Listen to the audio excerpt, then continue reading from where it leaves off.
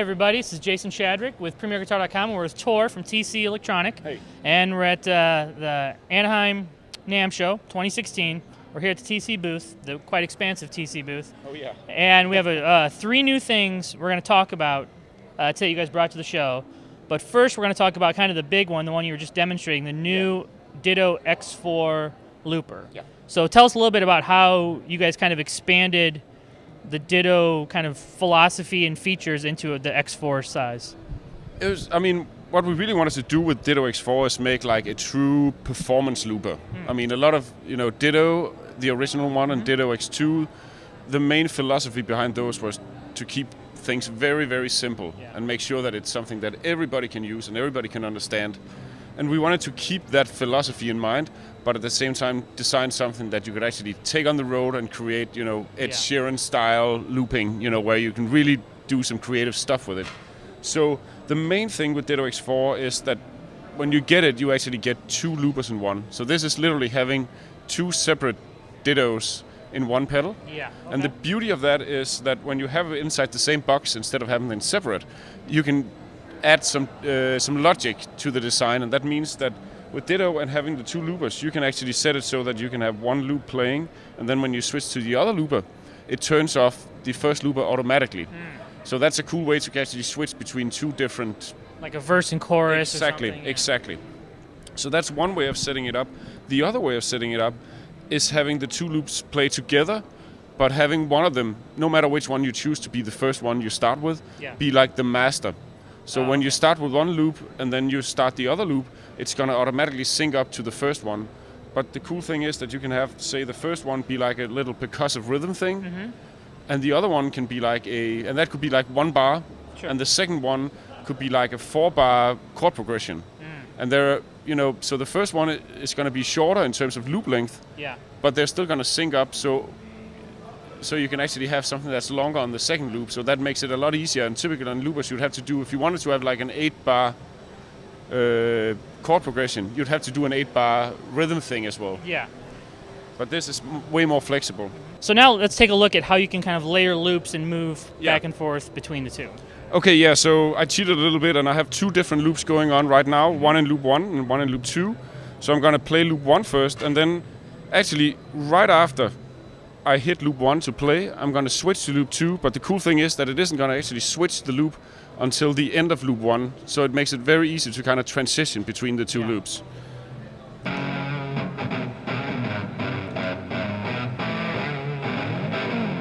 So you don't need to trigger the second loop in time, it automatically comes right back. So it's going to do that now. And I can switch back to the first one.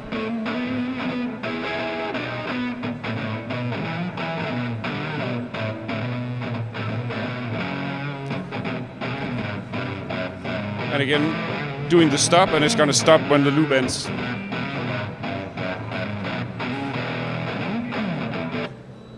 So it makes it a lot easier to actually, when you're doing a live performance, do something where, you're concerned about looking at the audience, maybe singing, playing. The last thing you want to do is have another thing where you have to be really precise with pressing the foot switches at the right time. Right. So on this one, you can kind of prepare in advance. And are you able to, what kind of as far as storing loops on the device or on a computer and moving them on the device, for like if you have a set list of loops you want to work through, how does that work? You can totally do that. So it works in two ways. So you can take loops from your computer, your laptop, and load them into the pedal. And again, you have two loops, so you can have two different things. You can also, if you're sitting here going like, oh, what I just did was, that's actually pretty cool. You can also store loops on the pedal and then take them out of the pedal back into your computer and work on them there. So it works both ways. A little extra cool thing that we're doing is something we kind of call Star Jam, which is whenever we do tone print stuff with a lot of our artists, we also ask them to do little loops to practice over. Sure. So when you go online, you can actually download little rhythm snippets from Paul Gilbert or Steve Morse or John Petrucci or whoever, and load into the pedal and then, practice over these. So just as a practice tool, it's actually quite cool as well. So we have the two loop buttons, the stop one, which is pretty self-explanatory. Tell us about the effects you have with the effects control here. We have 7 different effects on Ditto X2. We had 2. So we have the two loop buttons, the stop control. And then we have a new, on this one, effects control. It has a bunch of different effects. Tell us a little bit about those. Yeah. I mean, that's one of the big requests we've gotten is adding more effects to the pedal. On Ditto X2 we had backwards and reverse. Half speed and reverse. And on this one we added a bunch of extra cool new ones. So I'll just show you two really quickly. One of them is called tape stop, which is kind of sounds like you basically put your hand on a flange when it's rolling around. It goes like, oh. So I'll show you. And I can go back again. Another is this one, which we call hold, which is kind of like a stutter effect. So I'll just play this again.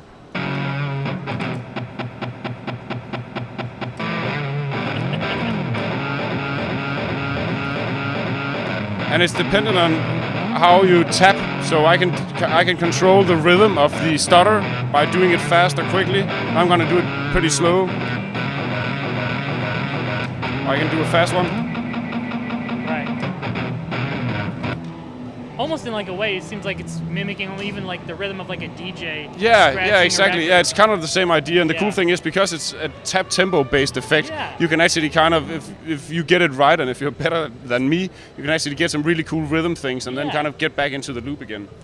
So again, I mean, it's really a creative tool, we think, where the original Ditto and also Ditto X2 to a certain degree were designed more for the home user and practice guy. The dabbler, maybe. Exactly, yeah. This, I mean, you can use this as a dabbler, but it's definitely designed more for guys who actually want to take this on the road and create songs, or take it on the road and create like these soundscapes. Sure. Which actually reminds me of an extra cool little thing, and it's gonna take a little while too long to actually show it here, because it takes a while to actually kind of explain what it, not explain what it does, but kind of show it. Yeah. But we have this decay control right here, and right now it's cranked, and that means that the pedal works like a regular looper, and that is you stack layers on top of layers and layers and layers. But sometimes if you do that, especially if you're the more adventurous kind of looper, the loop tends to get a little cluttered. You get too many layers on top of each other. With the decay knob, what actually happens is that if you turn that back, you can control how many loop layers you can have total. And if you back that down, what happens is as you add new layers, the old layers disappear gradually. And this actually allows you to morph the loop over time. So you can kind of start in one place and then add more layers, but the first layers will actually go away. So it's a kind of transitioning thing, which is actually pretty cool. Excellent. And so when will the Ditto X4 be available, and what will be the price on that? The price is $249. That's the map price. We have the NAMM show here. So the price is $249, and it's actually more or less available now. I think in the States it's going to be around a month. Sure. In Europe, for your European viewers, it's actually more or less available now. Sure. So that was the big one of the three. So let's talk quickly about the other two pedals you brought out to the show. Yeah, so over here we have Bonafide buffer, and I mean, this could be a very long video if I had to explain a buffer in detail. The very short pitch on a buffer is the sound that all guitar players like is the sound of a very short cable. Your guitar, a very short cable plugged into your amp, nothing in between, and that that very immediate raw sound. Yeah. And that's regardless of whatever amp you have. But the fact is that most of us like pedals, so we'll have a pedal board, maybe with a bunch of cables in between, and we'll have a pretty long cable going from the guitar to the pedal board, and another long cable going from the amp, from the pedal board to the amp. And what happens is that because of the way a guitar signal is, your signal will get degraded the longer the cables you have. And the best way to kind of explain that is that it's the same as rolling down the tone knob on your guitar. You lose some high end. And it's actually not sort of the same. It is exactly the same. That's how a tone knob works. And obviously, the longer the cable, the more you roll down on the tone.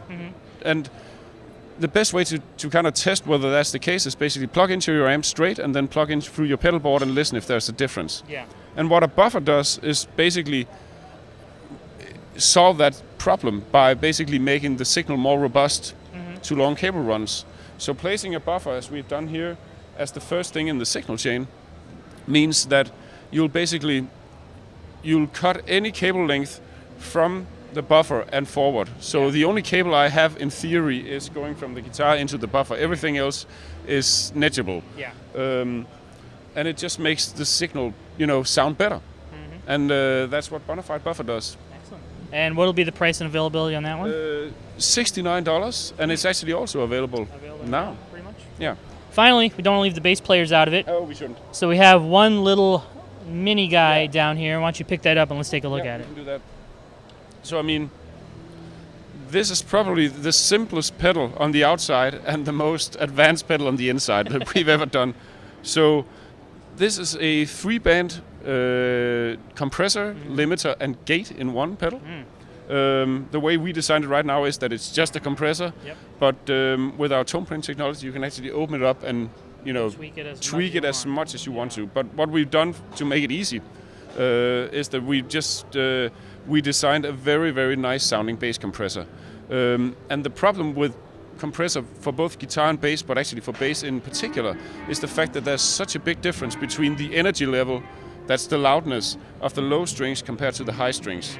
And the problem with a compressor is that it's getting triggered by the energy. Yeah. So if you set the compressor, a regular compressor, to work right with, say, the low string on your bass, you typically don't have enough energy to trigger the high strings because they are not as loud. Yeah. Vice versa. If you set them to sound right for your high strings, you get way too much compression on the low strings. Right. So it's always been this kind of dilemma. Yeah. But with a 3-band or a multi-band compressor, you can actually set the compression levels independent of each other. So we can set a more aggressive compressor for the high strings and a less aggressive compressor for the low strings, and kind of even it out so you get a much more even compression across the frequency spectrum. So, this works great for slapping. It works great for guys who play with a pick. I'm more of a, I'm not really a bass player. So whenever I pick up a bass, I'll grab a pick. Yeah. And, it just makes it sound a lot more even across the frequency spectrum, which is a really cool thing. And this is $99. Yep. And it's also shipping now. Great. All right. Well, Tor, thank you so much for showing us all the new stuff. My pleasure. This is Jason Shadrick with PremierGuitar.com. Make sure to subscribe to our YouTube channel to see more of our NAMM coverage.